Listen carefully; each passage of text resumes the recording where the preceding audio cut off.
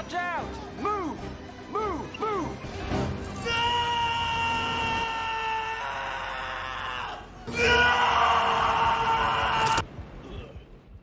Warp Drive Machine is one of the weirdest mods I've ever played, and, okay, yeah, sure, I'll ignore that.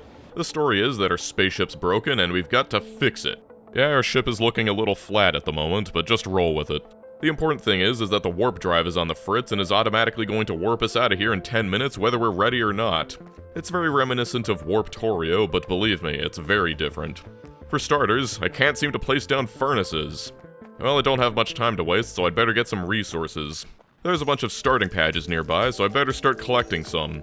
Fortunately, I can place down miners, but I can't make the usual burner-furnace combo, so instead I've just got to output it all into this chest. I can get some coal to fuel the mining drills by mining these big rocks, as well as some stone to make the furnaces that they require. Okay, I can place the furnaces down on my ship at least. It seems like I'm going to need to manually carry all of the iron ore over here if I ever want to get any iron plates, but with that I've got a whopping 2 drills now. We're on a timer, so while those are mining, I start collecting a bunch of wood. It's useful for making power poles later, but it can also be used as a backup fuel source, so no reason not to. Once I've got some of that, I switch over to more big rocks. They're the best source of coal and stone early on, and it seems like I'll need all that I can get. I've managed to get a couple dozen ores now, but we're already 4 minutes down on our time limit. I mine some more rocks while those smelt, and finally I can start making some more mining drills. You barely need any copper at the start, but I'd at least like a little bit, so 1 drill will be enough. With the rest of them, I set up your standard burner mining drill coal snake so that each drill is mining coal into another one, which not only fuels them automatically, but lets up to 50 pieces of coal collect in each drill that I can come by and harvest occasionally. I've also got a couple more drills feeding into the same iron chest, but just like that, our time is almost up. All I can do is try and collect all of my drills before the thing leaves without me. The lost productivity of getting here 30 seconds early rankles me, but at least it gives us some time to smelt those plates. I've got a feeling like it's going to be one of those runs where every plate is precious, and now we're in space. It gives us 1 minute of peace just floating around in the vast nothingness, but after that it drops us unceremoniously onto another planet. I've got a couple more mining drills to play with this time, and so I waste no time getting them set up. I might be hand-feeding everything, but there's no way that just 2 drills can fill a wooden chest in just 10 minutes, so I don't need to worry about checking on them too much. Coal is required to make everything work, and considering we're hopping planets and hand-filling furnaces and mining drills for the foreseeable future, I'd like to have a decent stockpile of the stuff. But while all those work, it's time to get started on some research. Just like the furnaces, I can only place the boilers and steam engines on the platform itself, which looks like it's going to become quite cramped here pretty soon. That'll let me power this lab and start researching things like gun turrets. We haven't seen them yet, but I assure you that there are biters about. It also lets me research automation, and while this might be an automation game, it's going to be quite a long time before I can get any true automation up. Just adding belts and inserters to my furnaces would easily double the space they take, and so right now my hands are just the most efficient way to do things. I can at least get some very dirty red science automation up. That'll plug away while I tend to the ore fields, but pretty soon our time is up again and I've got to pick everything up. I cut it a little closer this time, but still had 25 seconds left that I could have spent gathering more resources. How terrible. Even worse, I completely forgot to pick up the pipe supplying the water to the boiler, so now I've got to make more. The residual steam and water still in the boiler is enough to power this lab in space at least. Okay, planet number 3. I hook up the water again, and while that lab keeps churning through research, I've got to set up all the resource mines again. If you're the type that gets paralyzed by setting up a single mining outpost, this mod is not for you. Something's different this time, however. No matter how much I look, there is no coal anywhere. This is exactly why I wanted to stockpile as much as I could. Not every planet will have everything, and so stockpiling what you can while you're on a planet that does is going to be a major part of this run. At this point, I start looking at all the researches, and there's quite a lot of them. I'm not even sure where to go from here. This one research seems to be at the core of everything, but it's locked out for the moment. Well, nothing to do but keep collecting ores and churning through early research. I set up some more assemblers to make things like gears and copper cables. It's all hand-fed, but I'm predicting lots and lots of handcrafting in my future, and having the assemblers do half of it for me will save me a lot of time later. I am quickly running out of space, however. Time to pack everything up again. This time I remembered to deconstruct the water pipe, and soon enough everything's finished with 8 seconds to spare. I've also researched steel, and so I throw some iron plates into some furnaces. Between this and my last run, it seems that being starved for resources is becoming a recurring theme.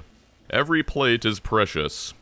The biggest question is how to get more space to build, and the answer seems to be in this research for spaceship tiles. There's, 4 of them. No time for that, it's planet number 4, and I happen to notice that my warp drive needs repair now.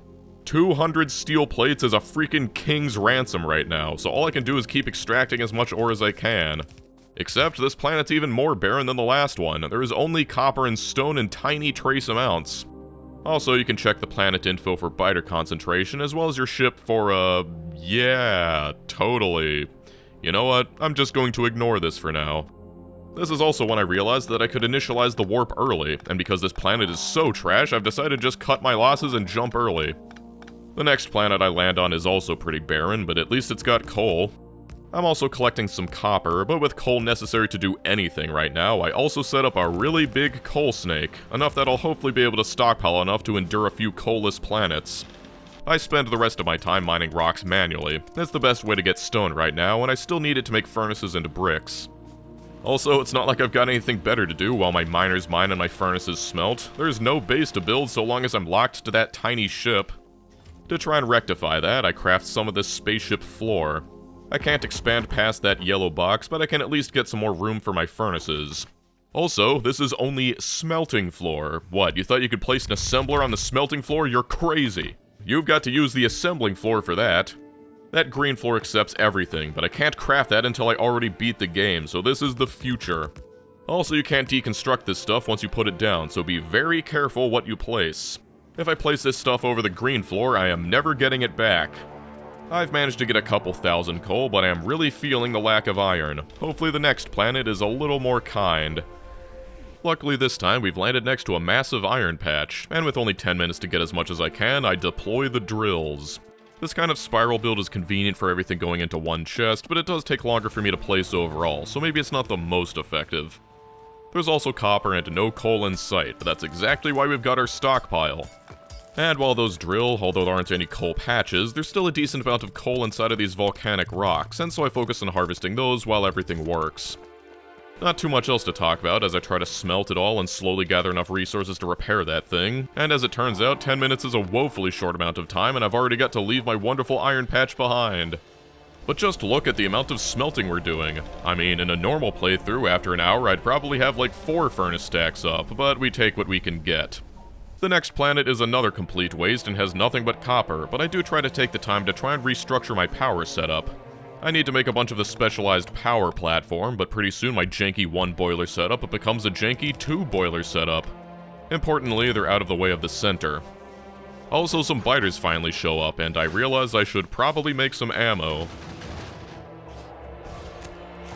But first, now that I've cleared out some space, I can fit a couple more assemblers. It's still extremely cramped in here, but I can make it work.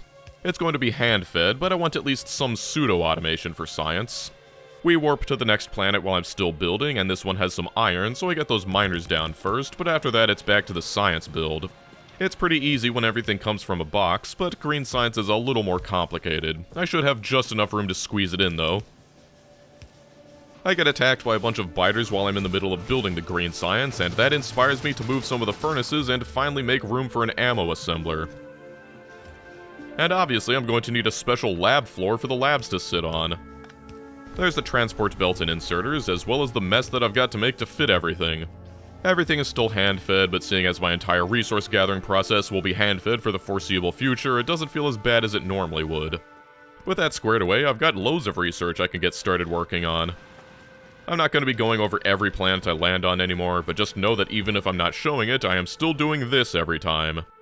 The requirements to repair the terminal randomly changed for some reason, so now I've got to handcraft like 200 repair kits. I think it might be because I added a mod, but who knows. After managing to scrounge together everything to satisfy the terminal, it finally unlocks the first level of the warp drive upgrade. There's lots of things in here, like 10% mining productivity for only 600 red science, which would really help my resource gathering. The planet I've landed on this time is completely barren, with like no resources anywhere, but there's also no biters, and so I take it as a respite to try and get through some of this research. When I take off, however, it says that I've found an automated space station. It's this random square in the middle of space, but looking at it, it seems I can make some awful trades for items or buy things like water, warponium fuel, and ancient runes. No idea, but it also seems like I can buy research for heavily discounted prices, and considering how hard it is to get the resources at this point, this seems like an absolute steal. So I go ahead and gather all the science I'll need, as well as the random items at once like shotguns and mining drills to buy both of them. I also buy the coal because it can't hurt to stockpile even more. Then I decide to buy a single rune because, I don't know, maybe it'll be useful later. My time is limited as always, and soon we're on the next planet. Except this time, instead of 10 minutes to warp, I've got 17 minutes. It seems upgrading your warp drive extends the amount of time you can stay on a planet's surface, which is good for me because that means less mining operations to set up. This planet's got iron and coal, which is all I really need right now, so I'd love to stay here for a while. I also managed to upgrade the size of my ship, letting me build even more, but I am in no hurry to fill out that area since I'd probably just end up deconstructing everything the moment I want to make a real base. And then darkness falls. It seems this planet gets really dark at night, and at dawn I'm suddenly attacked by some of these frost biters. They're like regular biters, but when they die they release a frost cloud that hurts you. And moments later, some regular biters show up. I hadn't even been dealing with biters much before, but now that I'm trying to scale up my mining, it seems that they're going to become a bit of a problem. And by that, I mean a major problem. I'm getting attacked down here, and then my mining drills are getting attacked up there. As soon as I deal with that, my entire platform gets attacked. Seriously, this just went from like 1 to 100 in a single warp. I heard this mod was supposed to be difficult, but it had been easy breezy until now. Maybe they were summoned by the first warp drive research. That forces me to reload an autosave, and even though that iron patch is so tempting, I've decided to pack everything up and leave before the first night ends and all those biters show up. It's clear I've got to invest a lot more into defenses. 3 gun turrets ain't gonna cut it.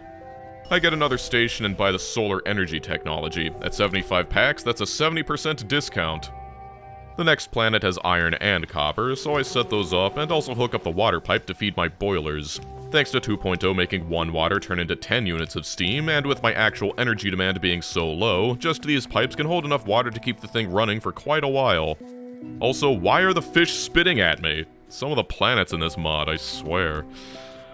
The last planet wasn't a fluke though. In no time I'm getting attacks on my ship again, which my turrets managed to fend off, but my copper mine gets attacked by these explosive biters, and shooting them to get them off my miners makes them just explode, causing even more damage. Okay, copper ore is stupid anyway. Let's just focus on the iron patch. I definitely need more gun turrets. You wanna know the worst thing about explosive biters? It's not that they explode, it's that they are completely immune to fire and explosives. These grenades I handcrafted are completely worthless against them. Things are getting a little spicy around here, and I realize that the ship itself actually spews out tons of pollution, so just because I can stay on a planet longer doesn't mean I can actually stay on a planet longer. My drills run out of fuel anyway, so I might as well pack it all up and leave. We got a lot of iron ore though, and with only 7 seconds to spare, I am definitely getting better at timing things. More sorting stuff in chests, and oh boy, more iron ore. This time I'm sure to place a couple turrets nearby. It's been nearly 2 hours and 30 minutes, and I'm still using burner mining drills. I'm beginning to wonder if things will ever become less painful. I use my extra ship size to fit in a tank to hold some water, which is a genius move on my part. And while I'm sentenced to mining coal rocks again, I start research on the second level of the warp drive upgrade. Surely I'm not going to be stuck doing this the entire game, so I go digging through the research. I find this thing called the Warp Resource Sucker, which seems to be capable of moving resource patches onto your ship, but it seems extremely limited. Like, I'd hope to have more than 1 mining drill of throughput for my base. I look some more and I find these things called warp chests, which can transfer items between the ship and the exterior world, so maybe that's it. I hope so, because my arms are getting tired of holding all this ore. As it turns out, 3 labs is not very fast for research. The next planet is the first time I've had nests immediately visible upon landing. It's only got copper and I'd really like to leave, but there's a minimum time required to charge up the warp drive, so I might as well get some copper while I'm waiting for it. Unsurprisingly, the biters come after me pretty quickly, and these seem to be toxic biters. They leave deadly clouds of poison gas wherever they die. I am not a fan, and as soon as that timer's up, I'm out of here. I love how the corpses come along for the ride. The next planet has iron and copper, but I've also researched this storage room thing. It made this H appear in my sidebar. Also, there's this, cave entrance? Just how deep does this mod go? I click on it, and suddenly I'm underground and surrounded by rocks. I can mine them out, and it makes these passages appear, and obviously they're full of biters. It takes a while to mine these rocks out. That's a good thing those mining drills up there are all stocked with coal and protected with turrets, because I am wasting a ton of time down here. After ages of mining, all I get for my troubles is this room filled with worms and nests. There's a patch of uranium, I guess. There's also these holes in the ground, but I've got no idea what they're for, and so I head back. Except on the way to the exit, I am lured in by the siren promise of finding anything but biters and empty rooms. I'm actually rewarded for once with this coal patch. There's no coal on the surface, so this is actually a really good find. It's been a while since I got a good patch, and it'll be nice to just drop a couple miners and top off my supplies. After even more fruitless mining, I eventually get over my just one more itis and decide to wrap it up and leave, but I got 1,000 coal out of it. Topside, nothing seems to have exploded, so that's nice. With the second level of warp drive research, I can stay for up to 25 minutes, so I actually need to refill these mining drills. I research even more space for my ship, and then this laboratory productivity. I don't know about you, but 60 science packs to get plus 10 research for free sounds pretty good to me. Also, that colossal cave adventure made me completely forget that I'd unlocked an H button. Pressing it on my platform, it suddenly transports me to this place. I can't seem to place anything but chests here, but a dedicated place to stash all my stuff is nice, I guess. With that second size upgrade, it seems like I can actually fit some furnace stacks in here. It would still need to be fed by chests, but just having one place where I can drop off ores and have them turned into plates would be a whole lot more convenient than dragging them over all these furnaces. I need to make all of this stuff by hand, but I've only got to do it once, so it's not too bad. This was a really nice planet, if only they were all this peaceful. I find another station, and I'm able to buy energy distribution as well as physical projectile damage on the cheap, which is a major help. As we land, I need to set up my mining drills for the 20th time before I can get back to setting up the furnace stacks. At least this planet has iron, copper, coal, and a low biter presence. The mod page says it's recommended that you play this multiplayer, and I can see why. Having someone else to set up the drills and defenses while I build would have been very convenient. This is how I'm going to handle the ores. These 3 inserters will drop ore onto the far side of the belts for each stack, then I'll have fuel dropped onto the other side of the belt from the inserters for this chest. I don't manage to finish it all before I'm forced to leave, but after getting my first furnace stacks up after nearly 4 hours, my morale is sky high. You may not like it, but this blocky mess is peak ship performance. I just landed here and set up some iron miners and I'm already getting swarmed, which isn't a good sign. I make the executive decision to leave early, and before I can even leave, they start gnawing at my new furnace stack before the paint's even dry. This time I landed like right on top of an iron patch. At least I won't need to walk much. Also, I'm getting to the point where I actually need to mine some stone. The flooring to fit all these smelters takes stone and bricks to make, and so I can't expand without it. There's a few nests around, but this time I try to buy some time by actually taking them out. If you're wondering what those yellow circles are, the turrets in this mod all have a startup period before they can fire, so you can't just turret creep everything. I shotgun this nest apart before they can even come online. It doesn't really work, and I end up ditching early on this one as well, but I find another station. It's always exciting because that's a whole 7 minutes I don't need to worry about biters. I buy the 2 cheap researches, which gives me an even bigger storeroom. Seems excessive if all I'm gonna do is fill it up with boxes, but I also research another 4 of the ship, and I can actually place assemblers on this one. It's just kinda tiny. After all that, I land on a planet that has coal and 0 biters anywhere, which is a godsend for me because as long as they're coal, I don't need to worry about running out of power. But most of all, it's actually time to try and finish up some builds. I've only got 12 minutes on this planet, however. I would love to stay the full 25, but I guess the game doesn't want you getting too comfortable. I fill up my water tank while I'm here, and I love how it's like I've got to fill up this thing with gas occasionally.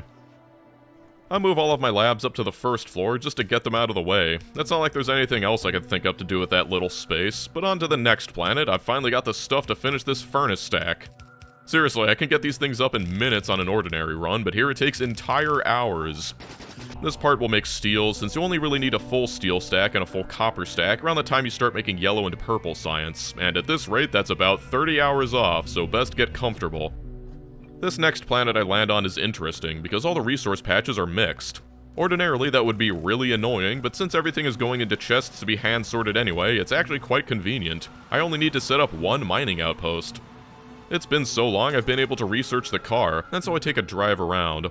Partially to see if this mod has anything weird this far out, but mostly I'm looking for oil, because I haven't seen a single drop of it in over 4 hours and I'm growing concerned. Sure enough, there's none here, and it's another biterless planet, so I'm not allowed to stay for long. Can't complain with how nice that ore patch was, though. I'm getting pretty fast at this at least. 1 minute is all it takes for a single engineer to infest your planet. Are you prepared? I go driving around to try and clear the closest nests, and then run into these explosive biter nests. They're tankier than the regular biter nests, and frickin' explode when you kill them. It even took out the nest next to it, so it's not just for show. Still no oil, so back to work.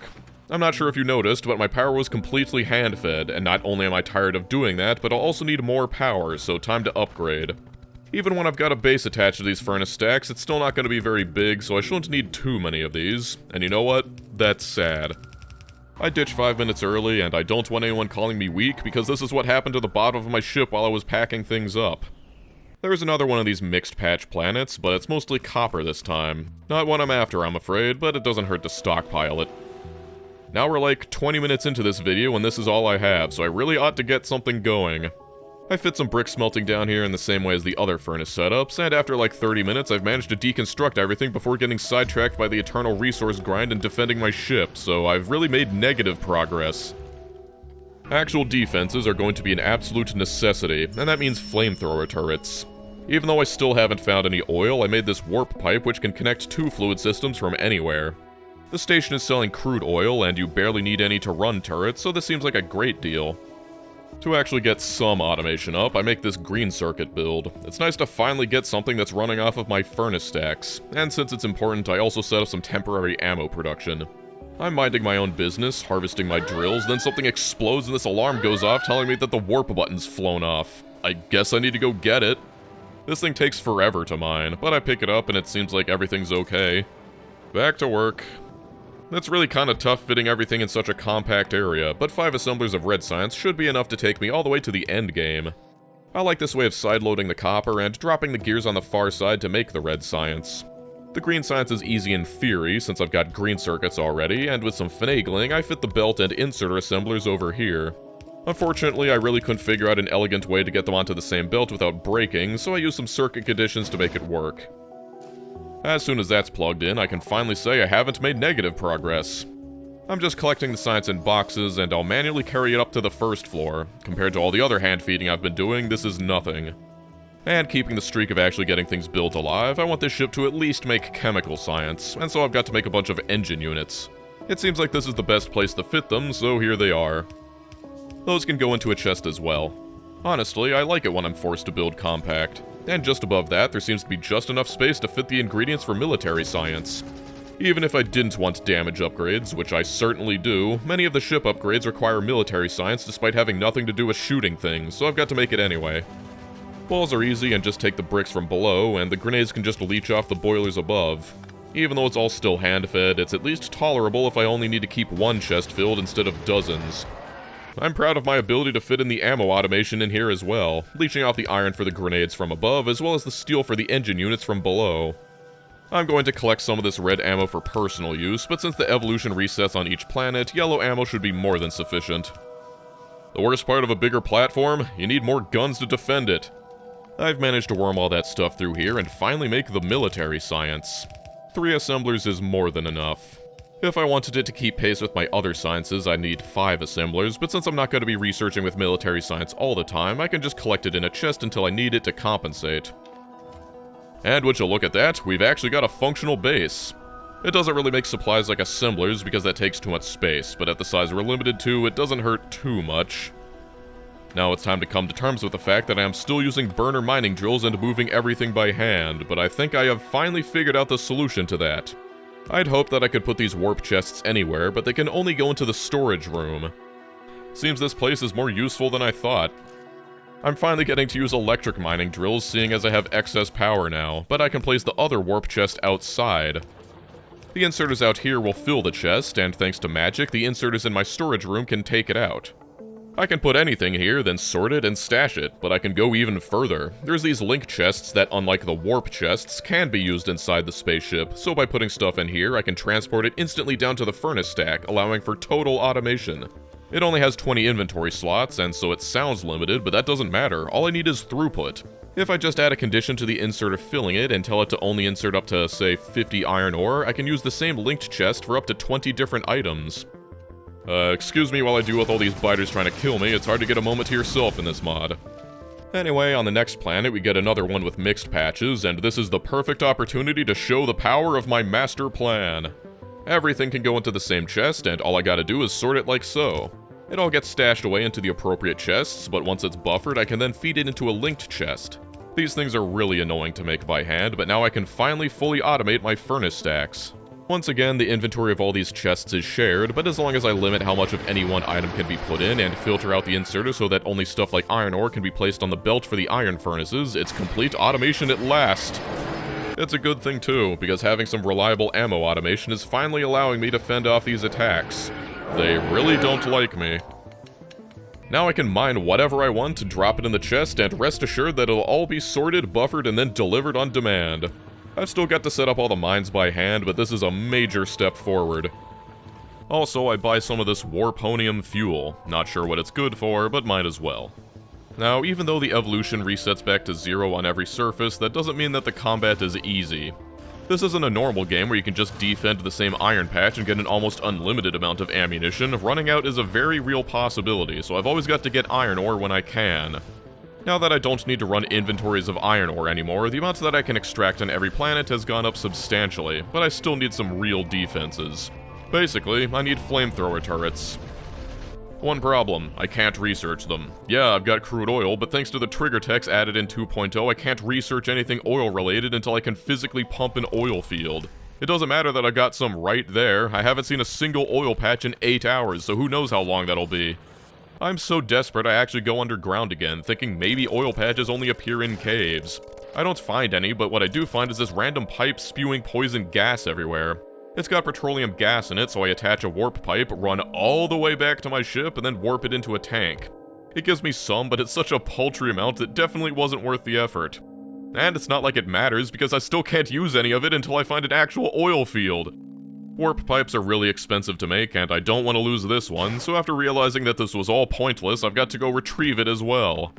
At least I've got a good iron mine working while I was messing around with all of this stuff. Also, I found the way to actually deconstruct spaceship tiles. It's a special item that takes a special research, and the first tier only gives you 20% of your tiles back. Alright, another planet, another search for oil. It's not just flamethrowers. Without oil, I can't ever make chemical science, so everything is riding on this. Maybe I just haven't been trying hard enough. Hey, another cave entrance. Wait, no, I will not get baited again. Though it is kind of funny that I can just bring my entire car down here. So I drive through this bleak, frozen wasteland further from my ship than ever before, but just as soon as I'm about to give up hope, the unthinkable happens. I actually find some oil. It does exist. The only problem is, it's 1,000,000 miles away from my base. I drive all the way back, and oh yeah, it seems like I've let everything run out of water, so better fill the tanks back up. I handcraft like 30 big electric poles and set out. This is agonizing, especially since I don't have any rocket fuel yet, so I can't just crash through trees without getting stopped dead. There's actually a patch that was a little bit closer, but I still ran out of poles and had to break out the wooden ones. But now I can place down some pump jacks and finally unlock the ability to research oil processing.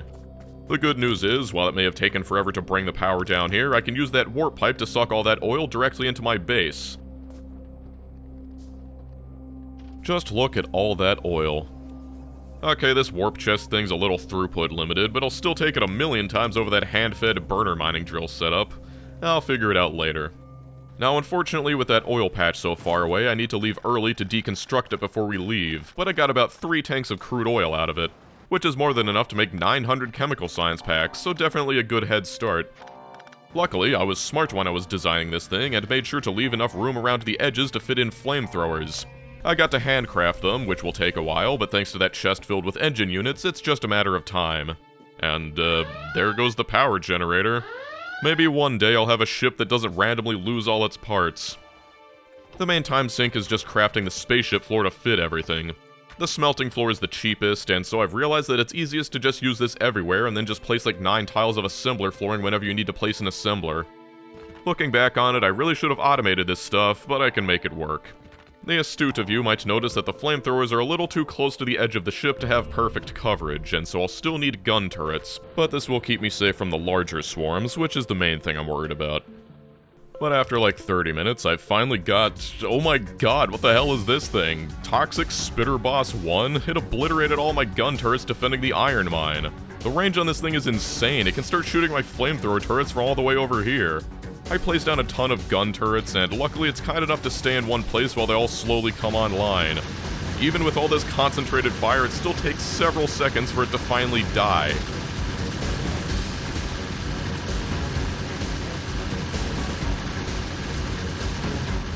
And when it does, of course it releases a bunch of toxic gas to kill me.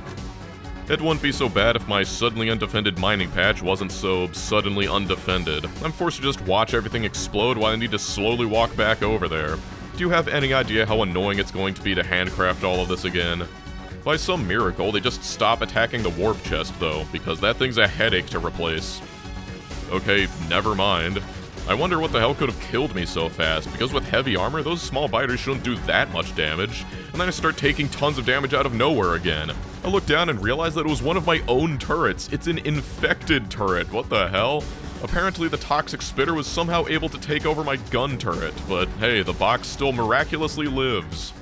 This mod is really starting to show its teeth. I am getting out of here, and on another barren planet I'm able to finish up my defenses. Isn't that beautiful? Ordinarily, this would be enough to keep me safe from pretty much anything, but that giant spitter seems to suggest I'm not as safe as usual. You can place multiple warp chests in here, and because iron is by far my most important resource, I make another chest down here dedicated entirely to iron ore. The old one was having throughput problems, but by filtering out those inserters, this will let me place even more miners out there. Also, the game warns me that this planet has fast enemies on it, but how fast could they possibly be? Okay, they're really fast. That wouldn't be so bad, but they're the frickin' explosive biters. Not only are they immune to my flamethrowers entirely, they can kamikaze up to the wall before the turrets can even kill them. I have lost so many flamethrowers in just a few minutes. These flamers are good, I swear. Even though I set up this mine, I've got to ditch. There is no way I can stay on this planet any longer. At least I'm surrounded by walls now. I've also just now realized that I've unlocked the scan feature at the terminal. It shoots out some scanning thingies and reveals some of the map, but it's only got 3 uses per planet. Coal is still a big concern since running out of power would grind this whole operation to a screeching halt, but there's plenty on this planet. It's also got copper, iron, as well as oil. It's got everything I could ever want, except biters. I wish it didn't have biters. Research has been slow but steady, and after getting this warp power tower, I started research into the chemical science. You can really see the effectiveness of the flamethrower turrets when the biters aren't immune to them. Just look at those corpses. Thanks to the increased defenses, I was able to stay here for much longer than before, and it shows. I'm minding my own business in space, and then all of a sudden the game informs me that I've accidentally warped underground. It's not kidding, I'm inside of a cave. I'm not even sure there's a surface here. Well, it looks like the game really wants me to explore. There is something I can get from caves, and that's warponium. It can only be found in caves, and it's necessary to make the warp resource sucker, as well as a couple other warp-related things. But the problem is it takes water to mine, which means we need both water and electricity to power the miners, which aren't readily available in caves. However, I actually managed to mine my first warponium ever thanks to my ship actually being down here and using a warp pipe to bring in the water. But this isn't much, because by the time I found it and set it up, I've already used up all my time down here. It's a start at least. Alright, this planet seems normal, and it's got iron. Sure, it's got worms that randomly pop out of the ground, but that's manageable. Also, really bad idea to let yourself get surrounded by explosive biters. You kill them, you die. You don't kill them, you also die. On my drive around, I encounter this thing. It's another boss biter, and with 80,000 hit points, I'd really prefer to avoid fighting it, but it doesn't seem to be aggressive. I just kind of sit there, watching it, and it's heading for my ore patch. Oh my god, it just ate all my iron. I need that stuff, you jerk. It even damages my drills, and it just keeps eating it, and at this rate I won't even have an iron patch anymore. I put it in the timeout box, and surprisingly, it doesn't seem to mind. Now you just stay there like a good biter while I rebuild. And damn it, this worm spawned next to my miners and made the flamethrowers barbecue them. The fun never stops with this mod. This whole time I've been like, surely the next planet is when I'll get started on chemical science, but you see how easy it is to get totally sidetracked in this mod? What the? There's another one! Go join your brother in giant biter jail. And what the hell is this enormous nest? It's aptly called Giant Nest, and all it seems to be is a nigh-invincible biter nest. And just like that, the entire time I've been here, I haven't managed to build anything. At least I've stockpiled enough iron to keep me going for a while. Alright, the next planet for sure. Except I'm back underground again. Except this time my warp button's apparently gone missing. I guess the only thing I can do is start digging to find it. I run into some warponium ore first, and so it seems prescient to try and gather it while I can, but the rest of my time is spent looking for that button. Unfortunately, 12 minutes is barely any time, and even though I'm trying my hardest, I can't find it anywhere. This random camera view shows up, and I have no idea if that's anywhere near where the button is, but it's too late, the thing's leaving, so all I can do is pack up. We leave without it, and it tells me I've got to repair it, which takes batteries. Something I quite pointedly don't have. Well, I start smelting some warponium plates. It just takes a furnace, and it's a good thing I grabbed these because the next warp drive repair takes 200. Now I'm on this planet, and it's got mixed ores, so it's really easy to set up for. I'll just put a big mine up here, and another mine down here, and... flamethrowers, no! Oh, my warp chest. This wall of gun turrets should put a stop to that. Alright, now I am finally going to start chemical science, and that begins with some refineries. Except, you guessed it, they also take their own special flooring, and these ones take concrete too. Fortunately, I made a hand-fed concrete build while no one was watching, and so it goes up pretty easy. This desert planet seems less than friendly though. I've only been here for a few minutes and I've got this happening. Probably because it's a desert, but these turrets are really paying off. I am getting absolutely swarmed. They already broke through the 6 or so turrets I left here, and so I've got to use this warp pipe to set up a flamethrower turret. But good lord, this is the most biters I've seen this run. Normally I'd think about leaving about now, but you know how my warp drive button's broken? Yeah, without that I am stuck here for the entire 25 minutes. It's hard to get anything done under these circumstances, but still, I persevere. Right now, all I need from this oil is petroleum gas, which will be used to make plastic as well as sulfur. I can borrow the coal from the boilers to make the plastic, and I can also borrow the water from the boilers to make the sulfur. So before I make the science, I want those batteries to fix my spaceship, and that takes sulfuric acid. I'm just pulling directly from the sulfur plant and then feeding that directly into the battery plant. Everything else is hand-fed because these are dire circumstances.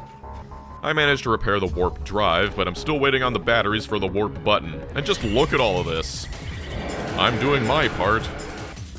Well, can't let the constant war zone outside distract me. I've got a factory to make. The last ingredient I need for chemical science are these advanced circuits. Ordinarily, I'd make like 4 times as many of these, but at the rate I'm going for, just this will be enough for now. Fortunately, I glanced at the clock before I'm too lost in the sauce and realized that I've got to go pack up. And good lord, just look at the size of these swarms. I don't have time to grab everything, so I stick to the most valuable stuff like the chests, gun turrets, and mining drills, leaving the walls and belts behind. You'd think with all 3 chemical science ingredients completed, I'd be able to just make the science assemblers, but clearly you don't know this mod well enough. I am immediately sidetracked with setting up more mines and defending from biters again. At least I managed to repair the warp button, but over here I wonder what these flamethrowers are shooting at, and I realize it's another giant toxic spitter. Note to self, do not walk into their poison. It eventually dies, and after all that, I decide to put my shiny new warp button to good use and get out of here. I researched this solarium, which is the only place I'm allowed to place solar, but it seems kinda useless. It's hard to believe that there were once times where I could land on a planet and not immediately get swarmed by a million biters. Like, good god, just look at this. All I want to do is build my factory, but I'm out here in the trenches manually filling gun turrets and throwing out grenades just so I can mine an ore patch for 15 minutes. Clearly I stay around for way too long because another massive biter shows up. This one isn't a toxic spitter, this is a toxic biter, and it's insane, just shredding through my entire defenses in seconds. There is nothing I can do about this thing. I can't even go into my base because it's made a ton of those toxic turrets. And even after obliterating my entire base, it's not even at half HP. I'm just forced to sit here and watch everything explode. I'm really trying to avoid save scumming and just roll with the punches, but this one's a little too far gone. Okay, reload and autosave, and let's bail a little earlier this time. The terrifying thing about Boss Biter 2 is it implies the existence of a Boss Biter 3. This next planet wasn't very interesting, I just got some oil and that was it. The planet after that, similar story. I could make chemical science, but I figured I might as well focus on gathering resources since I've still got some basic research to go through. But for once, I'm not in any mortal danger, and as soon as I put this guy in biter jail, I can finish up the science. To keep the ratio for my 5 red science assemblers, I'd need 12 of these, but we are vastly lowering our expectations this run. If it's really a problem, I'll throw in some modules later. I bring in the engine units via linked chest because it's just the easiest way to do it, and there we have it, chemical science. It only took 13 hours. With the upgraded warp drive, I was able to stay on this planet long enough to get up to medium biters. I'm not too worried, but the evolution does seem accelerated compared to vanilla. Right now the biggest pain is just setting up and tearing down all these mining outposts, especially tearing them down, so what I really want is robots. I've got the chemical science needed to research them, so that's my next goal, but knowing this mod, it'll be another several hours before I can actually get them. For now, I try to actually use this warp resource sucker. It seems I need to make these special tiles and it'll just warp resources onto them. It's incredibly limited, and so there's literally only one resource I'd ever want, and that's coal. Unfortunately, this planet doesn't have any coal patches, so better luck next time. What it does have is... pirates? There's pirates attacking me. I drive around and it seems that they're coming from nests, but these nests are flying saucers, and they're pretty well defended. I think it's best I don't try my luck. I see something under attack, and I look, only to realize that these pirates can kill my gun turrets from outside their range. That's cheating. My god, what is this, a pirate convention? I assumed they'd die just like anything else, but the ones with the guns just refuse to die to my gun turrets. They've got a lot of health, do lots of damage, and are just whittling me down. I've only just met them, and I know I hate them. I'm in the process of packing up when I get a warning about a massive life form on the planet, and so I think I really want to leave. In the safety of space, I'm able to research this stabilizer. Using it lets me stay longer on a planet, so if I find a really good one, I can hang around, but judging from my past experience, 30 minutes is already about my limit, so I'm not sure how much use it'll get. I land on the next planet, expecting something better, and what do I get? Even more pirates. Seriously, what is up with these guys? It really annoys me because there's this interesting wreckage over here that I really want to investigate, but there's just too many pirates everywhere. It's triply annoying because I'm completely out of the oil I need to make chemical science, and this is the first planet I've seen with this much oil on it. I decide it's worth the headache and drive around even as the pirates are attacking my ship, looking for a patch that isn't covered in flying saucers. It's starting to seem hopeless, but eventually I find one all the way over here. It may seem absurd to set up this far out, but I've got a secret weapon. Remember those warp power towers I researched? Well, not only can I warp oil out, but I can warp the electricity in, so it doesn't matter how far away we are. I can power everything. Only problem, I've still got to drive all the way back, and these pirates are insane. And unlike the biters, which only become too hot to handle after 30 minutes, these guys are already tearing through me after only 10. They really don't seem to mind throwing themselves at my base either. I've decided I really hate pirates. At least I've got so much oil it fills up all my tanks down here, and I realize I should probably use the storage room for the fluids as well. As nice as it would be to use that massive oil patch to its fullest, if I'm not out here constantly repairing these flamethrowers, they go down fast, and they are a pain to replace. I decide I've got to cut my losses and deconstruct that oil base, but I wasn't kidding when I said it was far away. It takes a full minute to drive there, and already I'm getting alerted that things are blowing up. I'm frantically deconstructing everything, knowing that it'll take a minute to get back and hoping that my ship will last that long. I activate the warp while I'm already en route, and, well, my calculations may have been a bit off. One reload later, I get in with a few seconds to spare, but they did so much damage. I've got to replace about half of my turrets. Let me tell you, this would be a lot more painful if not for this lab productivity research. Oh boy, a completely unremarkable planet that has iron on it.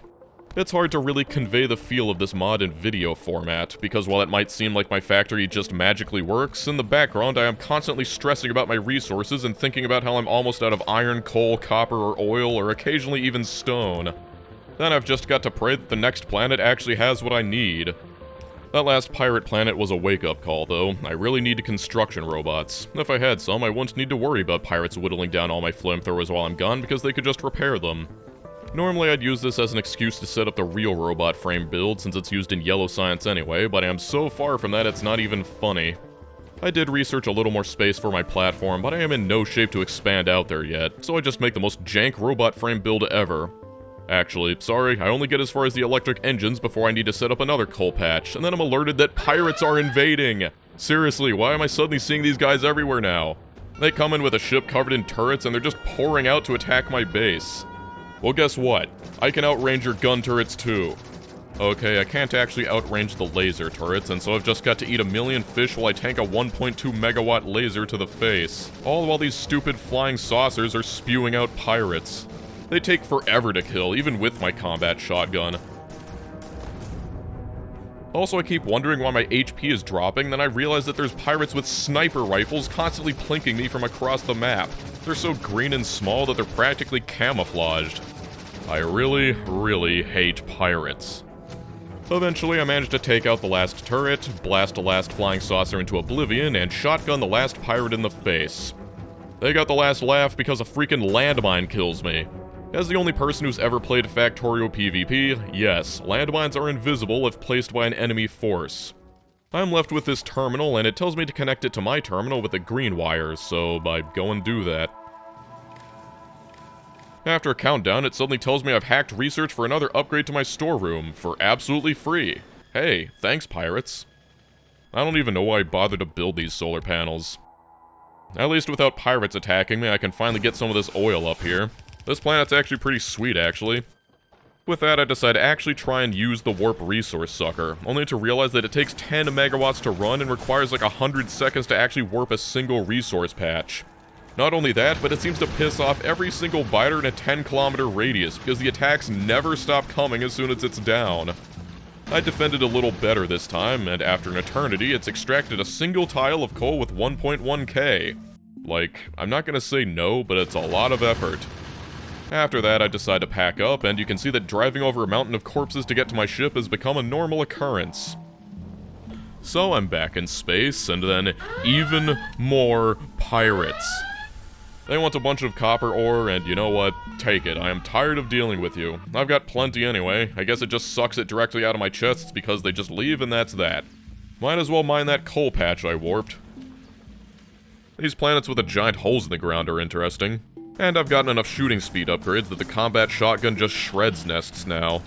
Normally it's not as good as this, but since the evolution resets every planet, it's the best combat option there is. And, what? What killed me? Okay, picking up these fish in particular does like a third of your health. Good to know. I don't really know where I'm getting all these modules from. They just magically appear in my inventory sometimes, but they fit nicely inside these pump jacks. I get another alert and check the terminal. It points me over here and reveals Spitter Boss 3. It's got 90k hit points, and it just killed my car in one shot. Its attack splashes tons of acid around it too. I really don't want this thing getting close to my base. I try to put it in timeout, but it's not amused. Then I try the most awkward dance of trying to avoid its attacks while placing flamethrowers. It fails, but after blowing up my car, it gets distracted by attacking my mining outpost like an artillery cannon. That gives me just enough time to warp in some oil for these flamethrowers, and once it targets me, I employ the legendary wiggle maneuver. Spitters will try to predict where you'll be and then aim there, but if you keep rapidly changing direction, you can fake them out. This is complicated a bit by these acid splashes it leaves behind. They linger forever, and if I get stuck in one, it'll slow me down and significantly nerf my wiggling powers, so I've just got to dance around like I'm dodging bombshells until this thing gets roasted. Yeah. You know, some people say they like to fall asleep to my videos, but I don't think there's been another mod that's forced me to raise my voice quite this much, so hopefully none of you have just woken up. One bad misstep is all it takes, and I die, but it was so close to the end that even though it took out all my flamethrowers, I can come back and finish it with my shotgun. That was an adventure. I could stay on this planet a lot longer, but it's got absolutely no iron ore, and I'm completely out, so I ditch in the hopes of finding some on the next planet. The next one is a mixed planet with a majority of iron, which is exactly what I needed. I love these planets the most. There's even some oil on it. Sure, the nests are massive, but I'll live. Oh great, explosive biters. That means I'll need to rely on my gun turrets to kill them. But since they're only part of the swarm, I can set these turrets to focus on them, and when they blow up, they'll take out any non-explosive biters around them with them. I've managed to get enough damage research for these turrets to one-shot small biters, so this'll be enough for now, but clearly I should have put a bunch more gun turrets down here as well. I think how this mod spawns biters is different, because ordinarily it's just a matter of pollution. It doesn't matter how big the nest is, because it'll absorb the same amount of pollution regardless, but it feels like biters just come to attack the ship no matter what. And the more nests there are, the bigger these attacks seem to be. If it wasn't explosive biters, I would have loved to stay here, but they are my Achilles heel. I actually like it though. I've long said that flamethrowers are too powerful, and having a counter is a welcome addition. At least the cheap mining productivity research associated with the warp drive lets me get more than usual for my relatively few miners. Also, I made this janky processing unit build off the sulfuric acid so I can handcraft some exoskeletons. Great, another planet where worms explode out of the ground. Remember when I was trying to make robots? Well, I got sidetracked by upgrading my defenses. I've gotten another floor expansion, so it seems like a good idea to push out the ring of flamethrowers. This time, since I've got a little extra space, I can put the flamethrowers far enough back that they'll be able to actually shoot things against the walls. I can't rely on that since the explosive biters and mega biters exist, but it'll still be an upgrade. These worms are so annoying. Why are they only spawning in the four corners of my ship? Maybe it's like they're supposed to spawn on top of you, but can't when you're on the ship, so they default to there. I don't know. I'm running into power problems for the first time, and it really goes to show how pathetic my base is that I've been able to power it with just 12 steam engines until now. I very awkwardly squeeze in 2 more, but I am tired of this worm planet taking pot shots at me while I'm trying to set up the defenses, so I'm out of here. Man, I really wish I had robots to do this stuff. Handcrafting all of the flooring to do this was a pain, but since I've docked to a station, I've got enough time to finish up the new defenses before I land on the next planet, which is nice. I've still got to set up the gun turrets, but I've got enough room to flank each flamethrower with 2 turrets each. This should be enough to take on anything up to big biters without a scratch, because as long as the gun turrets can take out the first couple biters, the flamethrowers will then take care of the rest, seeing as they've got a bit of a delay. I just ignore that my generator's flown away and finish loading them up with ammo. They're still hand-fed, which is less than ideal, but that's why I've got a big box of ammo constantly restocking. Now for the outer layer. Not only is it an extra line of defense, but it's also what will ensure that the flamethrowers can always hit their target, since they're a little vulnerable to things right in front of them. Also, I just think it looks kind of cool. Toxic Spitter Boss 3 showed up and wrecked my beautiful coal patch, but of all the bosses I've seen, I prefer these the most. I always hate losing turrets like this though, since I'm still handcrafting them all. The ship looks beautiful in flight. It's still a little tight in here, but this looks like just enough space to fit yellow and purple science. When I first land on a planet, I'll set up resources, then search for oil, and after that, try to blow up any explosive biter nests I come across. It's infeasible to just kill every nest, since that'll just increase my evolution factor, but taking out the closest explosive biter nests means way fewer explosive biter attacks. Crazy, right? Even so, this is bound to happen after only a couple dozen minutes on a planet with exploders. The next one's a little more peaceful, and so I do something I've been meaning to do for a while, and that's cleaning up my storage room. All of my ores except iron are still going through that janky mixed chest, and I am frequently reaching the limits of 2 red belts of throughput to sort, and so I start making a dedicated chest for each of the 4 resources. It looks so much more organized now. Ignore the biter trapped in walls and the super fast enemies, you should know that this is just normal and hardly brooks mentioning at this point. I get a planet with lots of oil, and so I upgrade my oil tank capacity. Plus, I don't know why it took me so long, but I finally thought to add a bunch of water storage up here as well. I can warp it in with warp pipes, and then use these spaceship pipes to transport it to the other floors. They work just like the linked chests. But I'm done getting sidetracked, I am finally making those robot frames. Since it's just for personal use, I'm making this one extremely jank setup. Yes, it runs off the batteries that are still completely hand-fed, and yes, I'll need to manually turn them into construction bots, but I don't care. It'll take a while for them to craft, but that's bots. Oh yeah, and I've got exoskeletons in my modular armor now. Getting exoskeletons is like finally taking a breath through your nose after having a cold. This barren planet has no biters, but that usually means it only has 1 resource and the timer is halved. This time it's copper, and I don't really need that compared to how low my iron and coal stores are, but I take a look around anyway and find a cave. Normally, the problem with caves is that there's nothing in them, and exploring them means that you're not around to respond to biter attacks, but seeing as this planet is totally safe, there's no reason not to check it out. Also, mining out these rocks takes forever. I didn't intend to get too far since I'd rather just keep researching stuff, but in answer to my prayers, I find this random patch of iron ore down here. It's not too big, but it'll be enough to sustain my base while I explore some more. Iron is great, but it's not enough to sustain me. I can handle running out of iron, but running out of coal would be a disaster. Except, guess what's down here too? It's a pain to clear all the rocks out of the way, and I only have 1 power tower, so I've got to run some electrical poles, but with a copper mine on the surface, that means I can stay down here indefinitely. Don't question how these wires are technically going through solid rock, it just works. That gives me the freedom to explore some more, and I'm still yet to find anything super useful down here, so it feels like I've got to keep exploring. I go around and eventually find some warponium. One problem is that it's surrounded by a billion worms. I may have been a bit gung-ho about all this. I walk all the way back, drop some gun turrets for cover, and then chuck a few poison capsules at them. I die in the process, but at least that'll kill them all while I run back. This warponium is the main reason I came down here. It's not used in anything like science, but it is necessary to beat the game, so I'm getting it whenever I can. I'll just shove it all in here since I only have one spare warp chest, and these holes in the ground are a lot more active than I'd realized. It's probably because this is the first time I've ever spent this long down here, but they are putting my turrets to work. With all that working underground, it gives me the freedom to do some housekeeping up here, and I've realized that I can just use the stabilizer so that I can stay here even longer. I set up some buffer chests for warponium in my storeroom, and then find another warponium patch down here and start depositing it into the warp chest I just crafted. Okay, don't just walk into a random cloud and die, that's my advice. They really did a number on my coal mine down here. At this point, I'm mostly just chilling since this planet has everything I need, and I'd rather just wait down here for research to trickle in rather than jump to another planet and potentially get a terrible one. So I hit the stabilizer again, giving me another 20 minutes.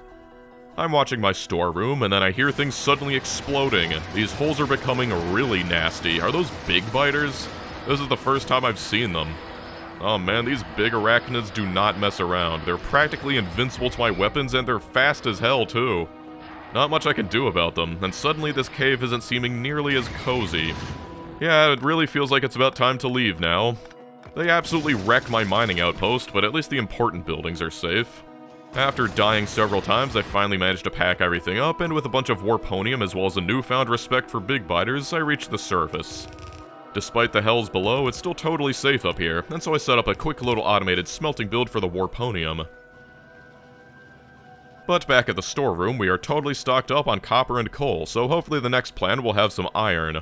I've been collecting this light oil since I've been using advanced oil processing to make the lube for robots, so it seems like a good idea to make some rocket fuel out of it. Useful for driving fast, and worst case scenario, it's some backup fuel for the boilers. I did not get my wish on the next planet, because instead of iron, I got a waterless wasteland with nothing but tiny patches and some uranium. However, I realized that uranium research is blocking me from getting the next warp drive upgrade, and to do that, I need to get past the trigger tech that requires me to mine a single uranium ore, so I warp in some sulfuric acid. Except it doesn't work, and I realize that despite letting me mine uranium ore, I don't actually have the uranium mining research. Maybe it's because of the mod having warponium take water and so fluid miners are on by default, I don't know. Just as I'm about to figure that out, another pirate ship shows up. Man, I hate these guys. Just like last time, I whittled down their turrets while I eat 100 pounds of fish and they blow up my base. At least I know I'll get some free research out of it. This is why I hate pirates so much, but my reward is Personal Roboports Mark II. Not the best I could have gotten, but seeing as it takes a science I can't even make yet, I'll take it. The moment that's taken care of, I am off this awful planet. Only to get attacked by pirates in space again. They don't even ask for anything this time, only violence. But in the middle of that, it randomly tells me I can repair my warp drive, so I check out the requirements. Not bad, seeing as we've just gotten all that warponium and I've been stockpiling processing units for a while, but first I've got to deal with these pirates. I go attack them on foot again, and then suddenly it hits me. Why haven't I built a tank yet? I got the research ages ago, but just totally forgot about it. Well, I drive up there, and this is instantly way easier. I only need to make one tactical retreat, but apart from that, my tank eats all the damage from their turrets. The shotgun is still the best option for the saucers, but time for the free research. Oh boy, stronger explosives. Well, they can't all be winners. Just like this next planet, I am still completely out of iron, but I might as well get some stone while I'm here, I guess. Moving on to the next one, finally some ore patches. And look at that, actual construction robots. Yeah, they're still a little slow, but it's better than doing it all myself. I cover the entire thing with miners, and I'm getting so much I'm actually outstripping my ability to store it all away.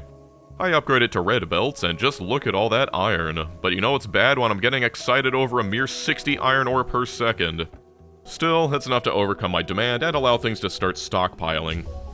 I've got some research to do, and I'm too exhausted to do anything productive, so let's just watch this ship do its work for a bit. The bots help a little when it's time to leave, seeing as the biters tend to get a little unruly after 30 minutes, but when I activate the warp, it malfunctions and requires 3 minutes to jump instead of 1. It's a good thing I was playing on the safe side. I imagine it could be really bad if this sort of thing happened while you're being overrun. Then with nuclear power researched, I can get the 6th level of warp drive research. I finally get around to placing roboports, and oh look, we're back underground again. I actually got this blast cannon thing a while ago, and so I try it out. It's not bad, better than doing it by hand at least. I find some more warponium and start mining that, then use the blast cannon to explore a little bit more around me. There's got to be something interesting in these caves, I know it. So I just keep exploring, only for this to happen. It seems blasting open that section of cave has unwittingly sent this gigantic toxic biter after me, and it's just eating everything. I try to set up a bunch of gun turrets to take it down, but by the time they're online, I'm dead and half of them are already broken. I try my best, but it just goes around my entire platform destroying everything. It's worth pointing out that they have a negative 227% laser resistance, so laser turrets are definitely the way to go. Unfortunately, there's no way my power grid can sustain that. I really should have taken the hint and started automating laser turrets anyway, but nope. It's too late for this regardless, I've got to reload. So instead of opening the gates of Tartarus, I choose not to do that. I set up this one plant making warponium fuel since a few of the ship abilities require it. To actually load it into the ship, you've got to use a special pipe set to the ship ID. Then there's these warp-insured rooms to the side of my storeroom. I tried using them before, but they just didn't seem to work. Making the platforming is a bit of a pain and takes warponium plates, but I decide it's time to put them to use. Supposedly, I can warp this stuff anywhere, and that seems useful if I can make it work. I include gun turrets, flamethrower turrets, and its own power tower. The idea is I can drop this anywhere for instant defense, and on the next planet I try it out. Everything needs to be clear from the radius, and it costs warponium fuel to place, but just like that, I've got flamethrower defenses. What I was doing wrong is that the room is an actual item in your inventory that you need to place manually. Also, I like how the warp room swaps the tiles while it's deployed. It's time I actually started thinking about making the rest of the science, but I'm at the absolute limit of my power production with just this base, so I've got to make some more. I'm still using steam power, and as nice as it would be to make nuclear power, I'm just going to go for the easy option. Okay, robots very clearly aren't very good at placing the flooring. I unlocked the second floor of the ship a while back, so it seems like a great place to fit all of this. It's just 20 boilers, but this is basically tripling my power output. The water will come in via these special pipes, and also as long as the power feeds into the terminal, it can be distributed to the other floors. When it's time to leave, I can just recall the warp room. Thanks to all this tech, I can set up mining outposts that are bigger and better defended without going insane. It wasn't so much the setting them up that gets to you, since there is some skill in setting them up quickly, but deconstructing them without bots is capped by mining speed, which to its credit, the mod does allow you to upgrade. It's really easy to just get lulled into maintenance mode in this mod, and breaking away from the constant resource gathering and base repairing can be tough, but at least I've got robots to repair my platform now, even if they are hand-fed. It was a nice planet, and I managed to stay for a full 40 minutes this time, but those big explosive biters really take their toll on my ship. In preparation to actually make the final sciences, I need a real oil setup. My janky 2 refineries down there works for chemical science, but I'm going to need more. Also, it'll let me finally use the advanced oil refining. The straight crude oil to petroleum gas recipe is a lot less efficient at petroleum gas per unit of crude oil once you factor in cracking, so in a run where resources are limited, it's a great switch. It does mean my water consumption will go up significantly, but it's a whole lot easier to find water than it is crude oil. Skipping over some planets where nothing interesting happened, I researched and finally built one of these teleporters. You can't actually warp along with your warp rooms, but you can put a teleporter on them and jump to it instantly. I employ this tech on the next planet. I've still got to deploy the warp room in person, but I can drive really far out to find one of the bigger patches and then just use the warp room to jump instantly back. This is kind of a new meta I've discovered. Because your ship draws so much anger, while it is tempting, placing your mines right next to the ship means that they're going to take tons of the hate meant for your ship, but this far out, you've only got to deal with the biters summoned by pollution. Plus, when it's time to pack up, you just hop in the teleporter, recall the room, and you're good to go.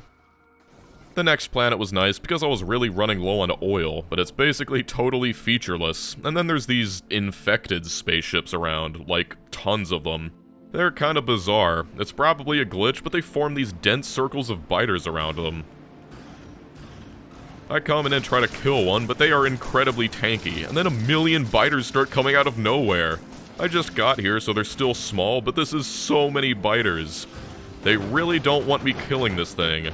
This is what convinced me that yes, the biters sometimes will just pour out of every nest even without pollution. This is probably what they do to the ship all the time, it's just you don't notice because the nests are so far away. This is actually insane. I realize brute forcing it with gun turrets is stupid when it's got a fire weakness, and so I warp in my combat octagon to burn it to death. It explodes and absolutely nothing else happens. Cool. At this point you may be wondering, just how long can one man put off making production in utility science?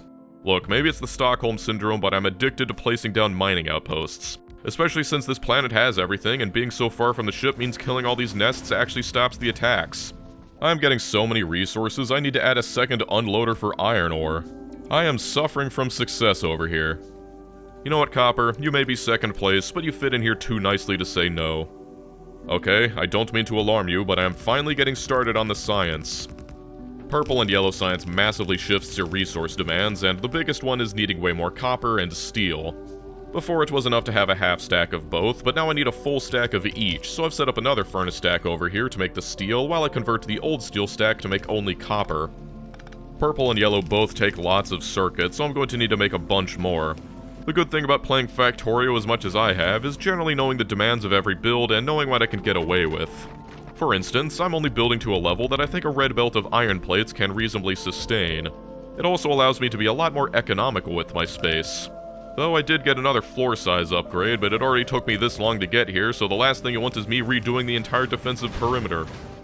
I'm just going straight into purple science because everything aligned to make it really easy to place over here with the bricks, stone, and steel. I'm going for only 4 assemblers worth of science throughput, which is pretty respectable for a base this size. It actually takes a lot less space than I thought, and so I decided to fit in the electric engines over here as well. The heavy oil comes in for my oil build on the second floor, and the actual electric engines will just go into a linked chest. It's easy, but it feels like I've failed the spaghetti gods somehow. Then I've got to take a break to set up some more mines, but my stores have been doing pretty well thanks to all the tools like robots, warp rooms, and warp chests. I put the purple science assemblers over here, and you know, I've started to come around to these weird flooring requirements. It's still really tedious, but when you use them like this, it does make the builds look a lot more unique. That's purple science done, except for the red circuits. I mentioned I'd massively underbuilt them, and now that means that I've got to make a bunch more. That takes some plastic, but I can get the coal from a linked chest and the petroleum from a linked pipe. I am completely guessing, but another 12 advanced circuit assemblers should do the trick. I can mix the circuit belt directly like so, and I love how my electric network looks like one of those spiders that they gave caffeine. The copper cables are made at the top, and this is where I suffer a bit for my past spaghetti, but where there's a will, there's a way, and boom, advanced circuits. Half will go backwards to feed the electric furnaces and productivity module assemblers, while the rest will go into processing units. That will take some sulfuric acid, and my original build is still hand-fed, so it seems prudent to make it properly this time. Still, I'm only going to need 1 chemical plant, and I'll just bring in the water via these cheaty pipes. I want you to appreciate how I got sulfur and iron plates onto the same belt in this situation. Like, really, savor it. Now I can use the leftover circuits to squeeze in some processing unit builds. 4 should be more than enough for my purposes, and I'm proud of myself for fitting them in here. It helps that I can just reuse the output belt of the red circuits and mix in some green circuits to make it work. I just love the serendipity of these messy builds. I get distracted by this broken ship with a terminal. It's got some stuff like free flooring and uranium ore, but I can hack it just like the pirate ships and get access to spaceship-linked chests too. Yeah, it's funny because there's like 5 tiers of these, presumably because the developer didn't realize that you could just use the first tier for pretty much everything using my method. We're getting there. The next major thing I'll need are these low-density structures. They'll eat the rest of my copper and also feed off the plastic I made for the advanced circuits. This isn't just for yellow science, and so I'm making extra because I'll presumably need these for a rocket one day. After that, I've got to make some batteries, and of course that involves some more glorious spaghetti. It's funny trying to build and just constantly hearing biters getting roasted outside. The last thing I'm missing is a proper robot frame build, and that takes these electric engines we'll be warping in, batteries, as well as some steel, which I can just leech off the LDS build using the old side-loaded underground trick. With all of that combined, that is everything we'll need to sustain 4 assemblers of yellow science. It only took about 1 hour and 30 despite the circumstances. I'm telling you, I'm a force to be reckoned with when I'm focused, which is never. That leaves a little empty space left, and I loathe empty space, so I put in another furnace stack since I'm pretty sure I'll need just a smidge more. I just make a full copper stack for now, but if I get a shortage, I can swap it. One thing that sucks about this mod is because it deletes the surface of the previous planet after every warp for performance reasons, and because of 2.0 production graphs are per surface, when it deletes the surface, all of the production data gets deleted as well, so I'll never know just how many biters I've killed. It's probably in the millions at this point. Now it's mostly a matter of setting up the resources and waiting until all my research finishes, but I can do other things like finally automate repair packs. Then I can make a small build for Warponium since it got evicted. Also warp in more coal patches because it can support like 10% of my coal demand.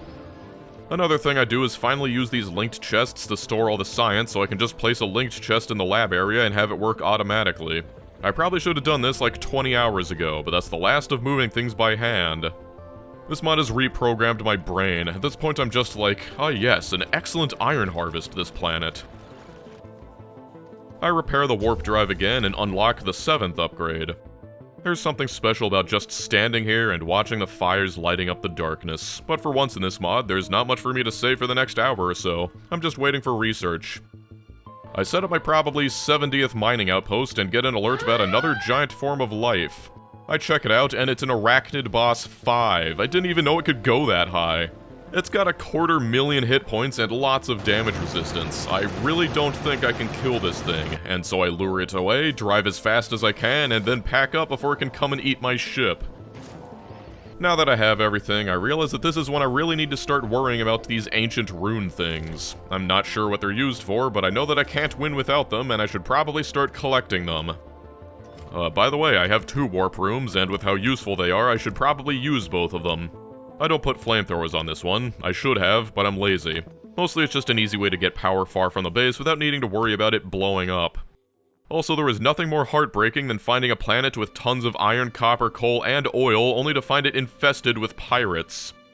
There's just no good solution to these guys. Laser turrets would help, but even those are vulnerable to the sniper pirates just picking them off. I really need my iron, so I try the best to hold on, but it's pretty bad out here. I was able to research an ability that lets me chart towards planets with a specific resource, so it's not as painful knowing that the next planet will still have what I need. Also, I've realized that I'm just a little short on steel, so I convert half of that copper stack to steel. Okay, never mind, I escaped one pirate planet only to land onto another one that's even worse. There's a minimum amount of time you're required to stay, but using the accelerator ability cuts that in half. It might be stubbornness rather than sensibility, but I decide to hang around anyway. I use my tank to take out the pirate saucers by tanking the damage of the turrets while I shotgun them to death. There's not a ton of them, so maybe if I get rid of enough, it'll be tolerable. Also, this is one of those planets with a really long night, and as it turns out, one of the easiest ways to deal with pirates is to just run them over. I can confidently say that there is no other Factorio mod that lets you experience the joys of drunk driving at night. It's difficult to articulate just how annoying these pirates are to deal with, so I'm just going to say, very annoying. At least I get enough iron to cover the next 30 minutes or so, and now I've just got to scrounge together all the stuff and buy all those runes again. Handcrafting all the random nonsense it takes to get these things is a bit of a pain. I've got enough, I think, and so I finally choose the Learn About Ancient Runes option. It makes this random room appear. There's 2 pedestals, and I should probably finally try and make sense of that tooltip. Okay. Yeah, so it's worded a little funny, and it took me a few minutes to decipher it, but each rune has a unique RGB value of +1 or -1 for R, G, and B. Putting 2 runes on the pedestal adds them together, and the non-zero result is displayed in the form of a colored potion. I guess I've just got to use this data to try and figure out the 3 values of each rune. This combination means that the 2 had no non-zero results, so while I can't tell you any specific values, I can say that they're opposites. Unfortunately, it seems you can only test runes twice per station, but it's a start, I guess.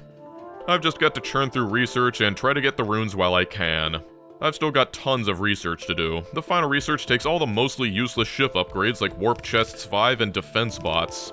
I've just got to assume that I'll be able to gather enough runes before I run out of research. And considering it took me this long to get like 9 and I just spent 4 of them, I should probably try harder.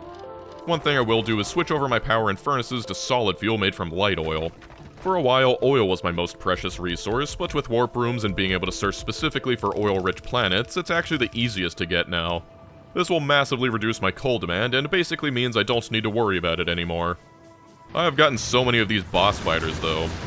Toxic Biter Boss 2 eventually goes down, and with Toxic Spitter Boss 4 showing up, I decide to leave before the more dangerous ones appear.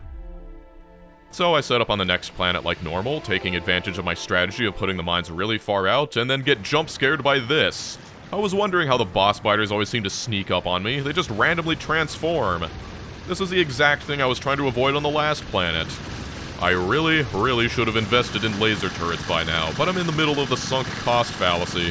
This thing has a lot of physical damage resistance, and so it takes a death, tons of ammo, and lots of destroyed buildings, but eventually I kill it with only minor losses. At this point, I probably should have invested in automating a bunch of supplies so that this sort of thing could just be repaired instantly, but I'm committed to this tiny base despite all the available space on the first and second floors. Look, I'm just one guy, and starting a project like that is hard when I'm dealing with this all the time. Next planet, nothing interesting happened, and I got more research. Next planet, nothing interesting happened, and I got more research. Next planet, tons of oil to fill up my massive oil tanks, and... oh god, it's an explosive boss biter. I managed to lure it away, but then I start thinking, maybe I can actually kill this thing. Of course I can't without losing my whole base, but maybe I can cheese it.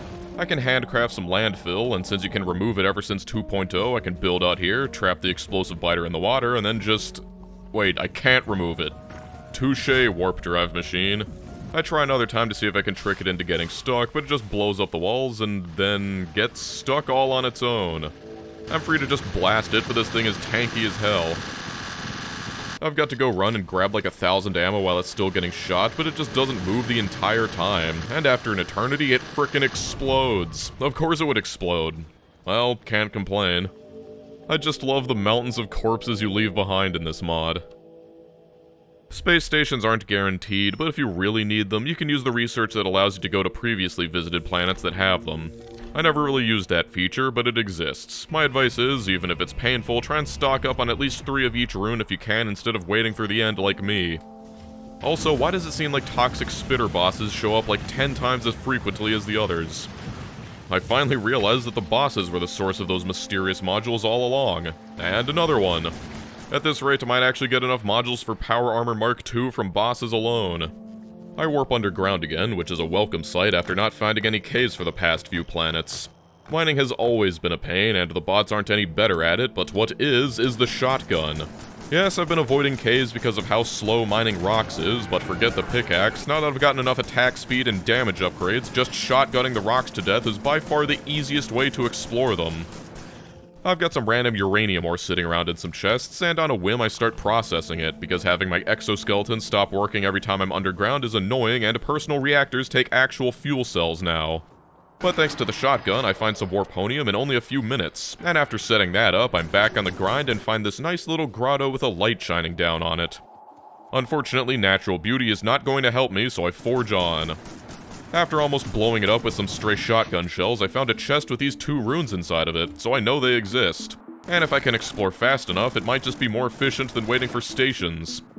Further in, I find this really nice room with some copper and iron in it, and I can even warp my room down here, which will be very nice for quickly teleporting back to base. This will be enough to sustain my base while I explore.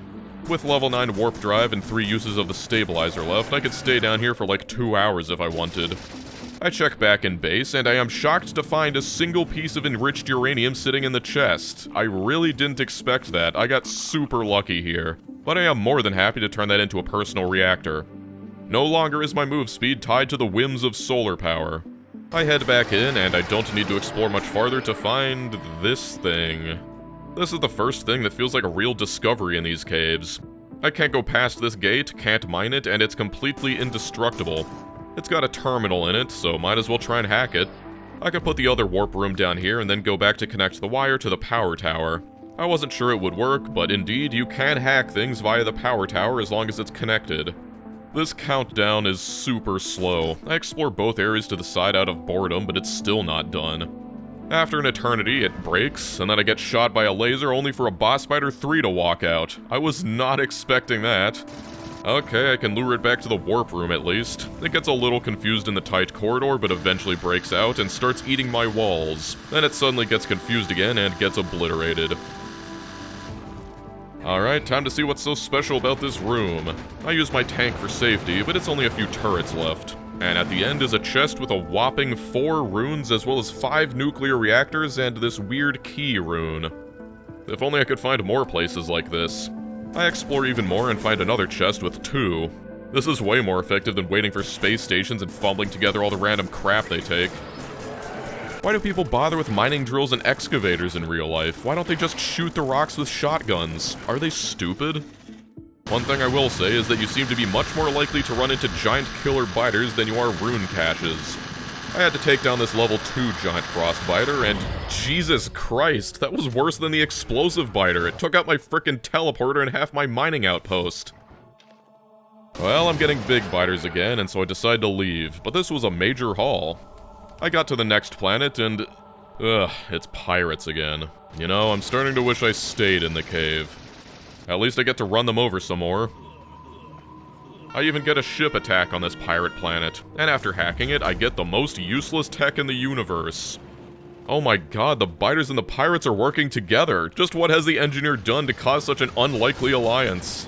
There really is no automatable solution to pirates. Guns can take out the melee ones, but the pirates with machine guns outrange the gun turrets. Lasers can outrange them, but then those get outranged by the pirates with rocket launchers. Flamethrowers can outrange the rocket launchers, but then the sniper pirates kill everything. To be truly safe from pirates, you need like several patrolling Spidertrons just circling your platform. I haven't ever even stayed on a pirate planet for more than like 20 minutes at a time, so this isn't even close to how bad they can get. Seriously, I lingered for way too long on this planet, and just leaving for 1 minute to pack up my coal mine means all my turrets died. At this point, I can hardly even deconstruct my mining outpost without getting obliterated. Not even the power of omega-3 fatty acids can stand against this many pirates. I end up leaving half the belts behind just so I can get out of here in one piece. I get attacked in space again. I think it might be more likely after you hit a pirate planet, but compared to what I was dealing with down there, this one measly ship is no problem. And it gives me explosive rockets. Not sure I'll ever use those, but cool. That pales in comparison to the next planet, though. I found another one of those broken ships with a terminal in it, and hacking it gave me artillery. Wow, I am not sure I'll ever use that either, but it is tempting. The last research I'm missing before I'm locked out by the rune puzzle is the warp-insured room size upgrades. There's also a few caves on this planet, so after making sure my mining patches are secure, I go shotgun spelunking again. It's really annoying when toxic biters are in the caves because they can just block off the entire passage for several seconds. I eventually find another one of these. I place down another power tower, do the hack, and what in the world? What am I supposed to do about that? An evolved biter nest? And all it does is spawn bosses with no limit? I can't do anything about that. There is no way I can ever get my equipment back. All I can do is reload. If it makes you feel any better about it, because the caves are randomized, reloading means I can't try again, so much for that. Still, I forge ahead, and in the middle of this room absolutely filled with worms, I find these numbers and this weird thing. Also, there's a boss spitter here constantly shooting at me, because of course there is. I wanted to back off and summon my warp room, but remember how those warp room upgrades were required for the final research? Well, now the platform is too big to warp into the caves. It doesn't matter that the actual platform is like 1/10 this size, it needs the whole space. It would have been nice if I could have just not upgraded it, but no, you're forced. So that means I can't just conveniently teleport out, and I've got to run the whole way back to repair this stupid thing. I quickly slam in the things it's asking for, all while that spitter is spitting at me, and then nab what's inside. It's more runes, so that's great, but I am out of here. I'm still mad about that warp room upgrade actively making it worse. And seriously, I really wish I could just know how many of these things I've killed. Well, I've added some Nixie tube displays to the storeroom to help visualize how much I've got in stock, so that's cool. As usual, when the big boys start to show up, I decide to dip. It's not that I couldn't handle them, it's just why should I when I could just go to a new planet instead? It's been like 12 hours since I built Purple Science, but it still feels weird having actual stone demand.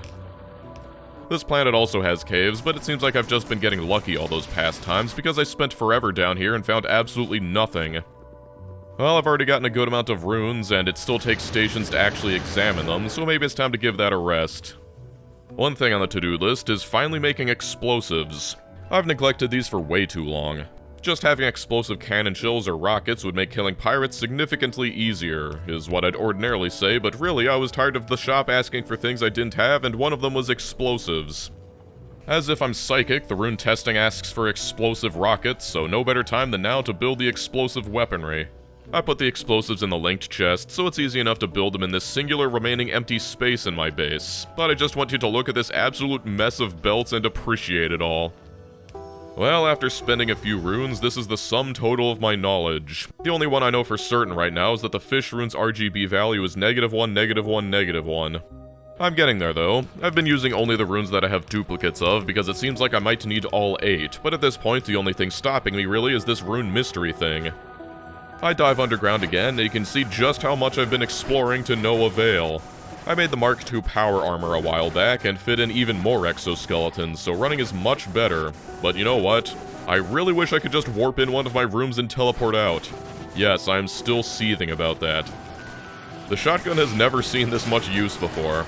I managed to kill another one of these giant biters, and deeper in is one of these giant nests, and I'm like, you know, I've never actually killed one of these before, so might as well give it a shot. They have an absurd amount of health that increases so quickly from evolution they might as well be regenerating, but they also have an enormous fire weakness. I don't think I've ever seen a negative base armor value. That means each tick of fire damage deals an additional 5 damage, which is further amplified by 80%. It still takes forever to roast it, but eventually it explodes. And unlike that infected ship I killed once, it actually gives a few modules as a prize. Definitely not worth the effort, though. After literally 30 minutes of shotgunning rocks, I finally find another one of these rooms. I know the risks now, but in the middle of waiting for this hack, this random explosive biter boss shows up. They're pretty slow, so I just tank the damage and juke it away. Past experience shows that if it's the evolved nest again, I'll have like 2 seconds to get in and get out before it starts spawning a million invincible biters, so here goes. It isn't the troll room, and my reward is a ton of runes as well as 2 frickin' Spidertrons. Wow, that is some insane loot. I can't even make Spidertrons, and I wasn't ever planning on researching them because of the massive cost. Not sure I'll ever get a ton of use out of them, but I'm not saying no. I don't think I'm getting any more from this planet, and so I pack everything up. And I'm lucky enough to get another station. I realize I didn't even know what the trial looks like, so I buy it. Unfortunately, that locks me out from testing more combinations, but all it's asking for is 3 runes that correspond to some random values. I don't have enough information to narrow them all down, but I try to make an educated guess. It's wrong, and then this thing kills me. Then a random pirate ship shows up asking for stone, then this thing's guarding my equipment, and I'm like, you know what, I'm reloading. It's worth pointing out that if you had all 8 runes, you could easily save scum this by just saving and trying every combination until it works, but I'm trying to be a good boy, at least mostly. This time around, I just do the test and get 2 more data points. I've got a little over a third of the chart filled out, but I think this might be enough. And after setting up my mining outposts on the next planet, I start working through it. The mod's nice enough to give you this little grid to keep track of things, but once you know the properties of a few runes, you can start deducing the rest of them. For instance, I know that the fish is all negative, except that when I compared steel with fish, I got a neutral potion. That means steel is all positives. That's already 2 out of the 8 runes decoded. The neutral potions are actually the most valuable because it means the moment you figure out one, you'll immediately know the other. Simply knowing something's positive red narrows it down to 4, and also knowing that LDS also has negative blue narrows it down to 2. Because I know the LDS is the opposite of the biter, and the biter has negative green, that means that it's positive, giving me all 3. And because I know that, I now know the red and blue value of the biter rune. 4 are left, but it's even easier from here. Even though I only know the red value of sulfur, because 2 runes with positive red values are already accounted for, that means it can only be one of 2. I also know that the only thing left with a positive red is uranium, so while I don't know which is which yet, all positive red values are accounted for. For something like processing units, that leaves only negative red, positive green, positive blue as an option, and that means the only set unaccounted for now is rocket parts.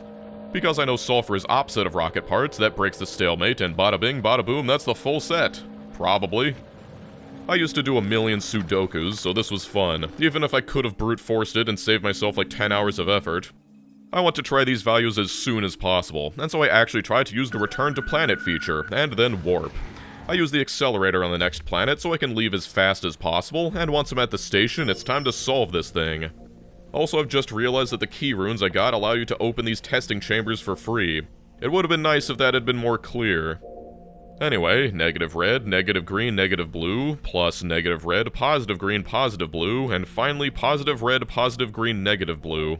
Checking my chart, that should be fish, processing unit, and low density structure.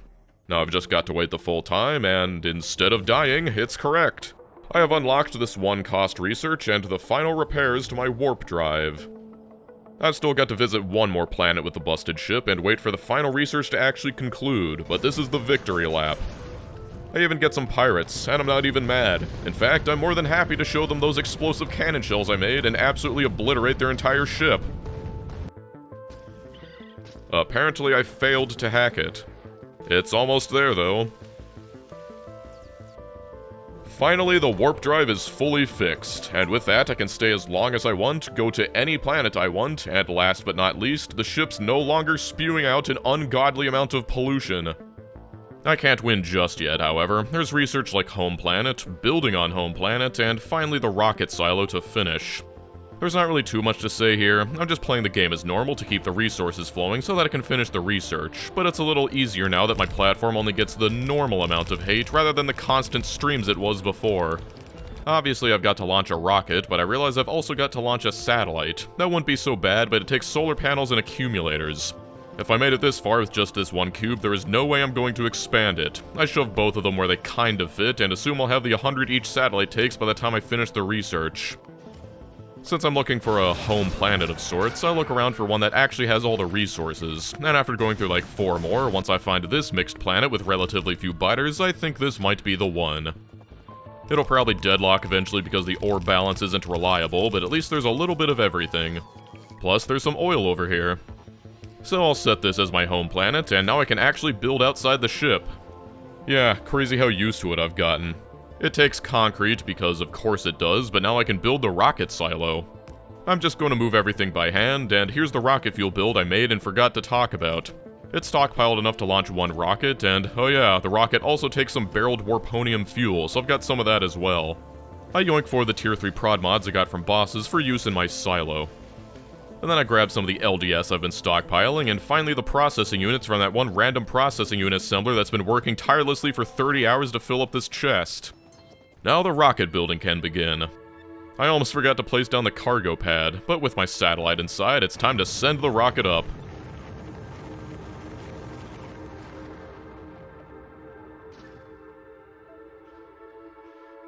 Pointedly, it doesn't beat the game, but it does give me 1000 space science. Here's the final research. Pirate Spaceship Search Probe. Yeah, I realized this only halfway through, but it seems our true goal is to kill the pirate captain. I mean, I'm not complaining, I hate those guys, but it feels like the beginning of the game should have been like, my ship got shot down by pirates, to give us some motivation. Also, one of these friendly resource-eating biters got mad and started attacking my base. I think it's because I imprisoned him outside my walls and he got too much crossfire from the flamethrower turrets. Whatever, thanks to all my productivity upgrades, those 1000 packs will be more than enough to get the final research. I can just sit back and watch my space brick churn through all that science. I mean, I've basically won already. This is really just a formality. If they're anything like the other pirate ships, it'll take 1 tank to take them down. So while I found out about the pirate search probe 20 hours ago, what I neglected to check was its recipe. 20 satellites? I can make everything else easy, but that's gonna take 2000 solar panels and 2000 accumulators. My base is not set up for that. If I'd noticed, I could have been stockpiling these things since I started the rune puzzle, but because solar is so useless in this mod, I never thought I had to properly automate it.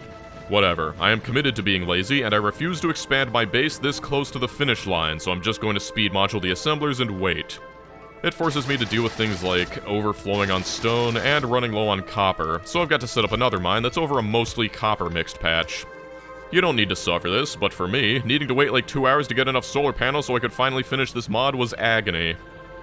I will say, there is something satisfying about just watching my storeroom like this. I like mods that force you to radically change how you approach the game despite still being Factorio at its core. This one's up there with Ultra Cube. Anyway, after an eternity, I can finally start the painful task of handcrafting 20 satellites. It takes multiple inventories, but there, all 20, as well as 1000 warponium plates and 100 radars. Time to craft the probe. I built another rocket down here while you weren't looking because there aren't as many biters down here. In goes the pirate search probe, up goes the rocket, and it tells me they're on this planet. Guess I've got to use the return to planet feature. For some reason, even with a fixed ship, it still takes like a minute to actually target it. This is my home planet, so I'm just gonna leave everything without picking anything up. Also, I'm about to win anyway, so I don't care if they blow up. Alright, I'm on the planet. Where are the pirates? While I was making all those solar panels, I thought it would be prudent to deck out one of these Spidertrons with their own energy shields and exoskeletons. I only have 2 personal reactors, but who cares about powering my own armor when I've got the Spidertron?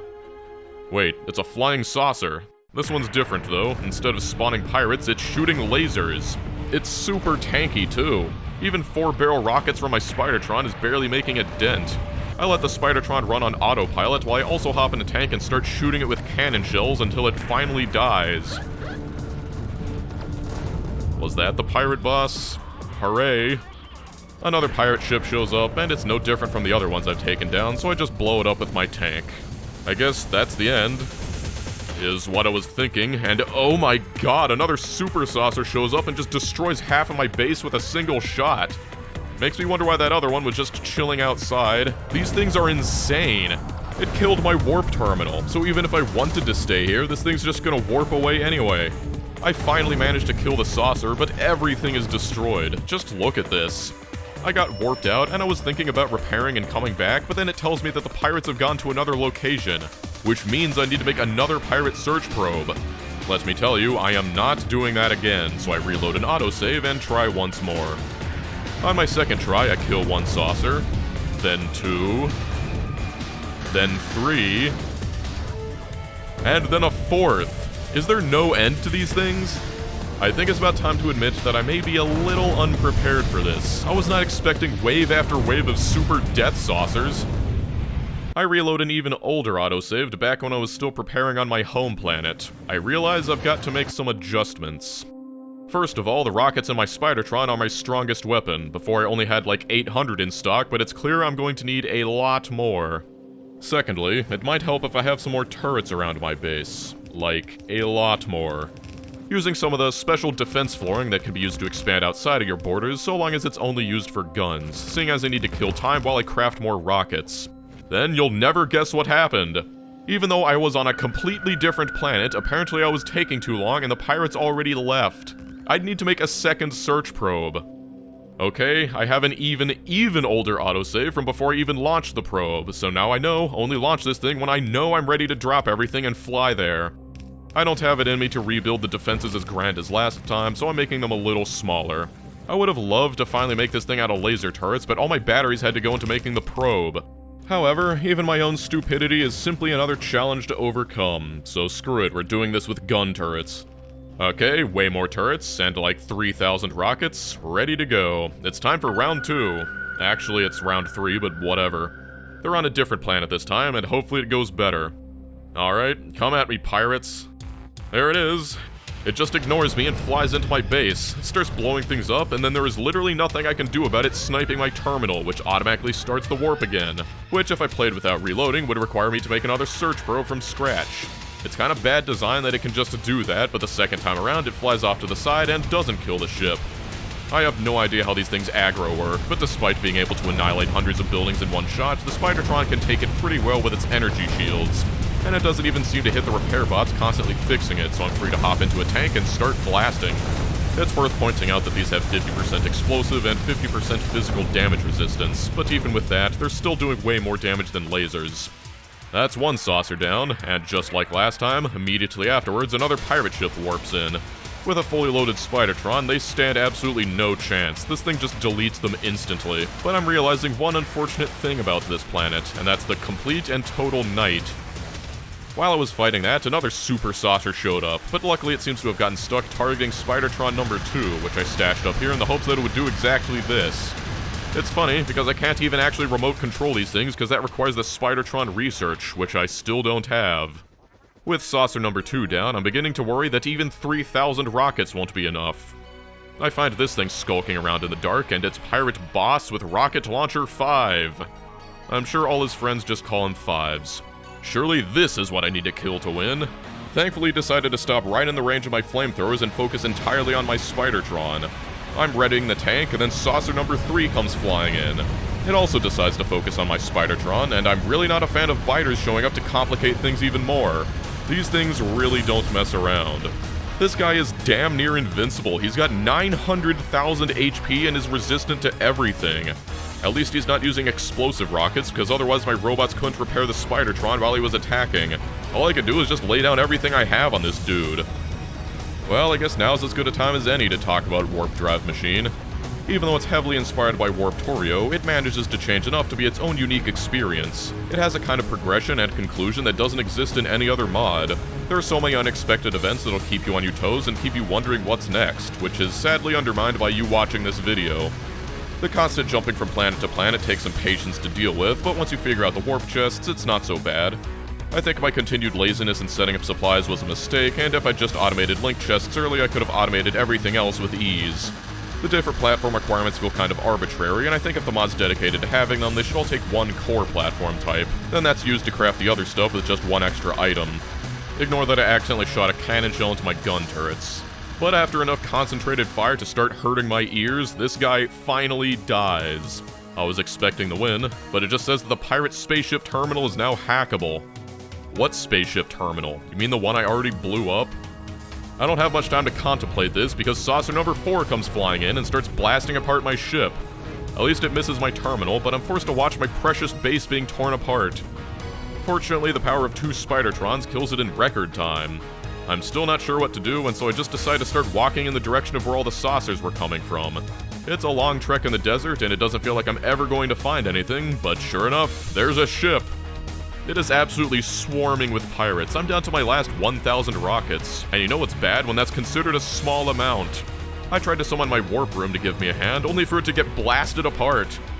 Turns out, the pirate ship has artillery, and they can and will obliterate anything you build near them. I start cracking into the main base with my cannon shells, which is no problem thanks to all the damage upgrades letting me insta-kill walls, but in the middle of that... yeah, saucer number 5 is obliterating my base while I'm stuck up here, and then saucer number 6 shows up to the party too. See, this is why I think this is a little unfair. I am shooting this thing the entire time and it just ignores me, blasts apart my whole ship, and then snipes my terminal again, which means I've got to reload unless I want to redo these last 4 hours from scratch. At least I have a save from after I killed the pirate boss. I go down here and randomly run into Pirate Boss 2, but he has like 1/8 the health of his friend and seems to have been a little late to the party. Okay, that saucer comes back and tries I might to put stuff in its path that just really doesn't care. It still flies over my entire base and blows up half of it, but miraculously misses my terminal and allows me to kill it. After that, it's back to the pirate ship for the second time. It's crazy to think that this was all possible only thanks to those random Spidertrons I found in a chest. But while I blow everything up, might as well continue my general impressions of this mod. The market's rarely felt useful, and I think rather than random items, it might be better if they primarily took coins that you could find on planets or from pirates. It would encourage exploration, because as it is, buying anything from the station means a painful 5-minute handcrafting session where you constantly forget what you were trying to craft in the first place. More runes could be added to tie into that, and it feels like there's got to be some sort of overarching pressure. Normally that's evolution, but it resets every planet, and so it feels like there needs to be an escalating threat to match your progression. Visually, it would look better if the platforming wasn't just colored concrete, and the space station should have multiple variants. The Rune Mysteries thing just being a part of the station feels a little weird, and maybe it would be better on a specialized planet that you need to target. Also, maybe I'm just a stick in the mud, but I think the solution should require all 8 or potentially even more runes you've got to decode mid-trial to prevent save scumming. The number of ship upgrades feels a little bloated, and half of them could just be combined into one larger upgrade, but I understand that there's limits to what one person can accomplish. Overall, it's an interesting and challenging mod that's unlike anything else, and I just love how it uses combat and has a definitive end. Like this end. I had to widen their ship a bit so I could actually fit the massive warp room and hook up the terminal to the power tower, but now I've just got to wait. By the way, you could probably destroy this thing on accident, so don't do that. While that's hacking, some fighters start attacking in the night, and it's hilarious that I've got to defend the ship I just spent the past hour trying to destroy. I decide to blueprint my whole ship and then remove all the construction ghosts so I can really survey the damage. There's a nice gash through it, but nothing vital. It wears the scars of battle proudly. It's finally time, however, and as the terminal reaches 100%, I can proudly say I have beaten Warp Drive Machine. I really wish it had something to properly track the kills, because 21k is from this planet alone. Yeah, I spent 9 hours handcrafting things. What of it? Well, I warp back to my battered base because there's one last thing I want to do. I usually give these saves to my patrons, and I can't just leave them with a busted ship, so I head back to my home planet and fix that up. Thanks for watching this far. This is my longest single Factorio video to date. There was just so much to talk about in this mod, and despite taking 1/7 as long to beat as C block, it still took nearly 2 hours for me to cover. There, everything's good as new. My ship has never been better, and I'll see you next time.